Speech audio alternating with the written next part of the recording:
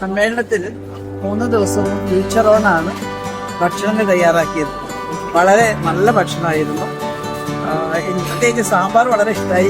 അധികം മസാലയൊന്നും ഇല്ലാതെ എല്ലാ ഭക്ഷണവും നന്നായിരുന്നു. വളരെ കൃത്യമായിട്ട് വെച്ച് വിളമ്പി തന്നതിന് വലിയ നന്ദി.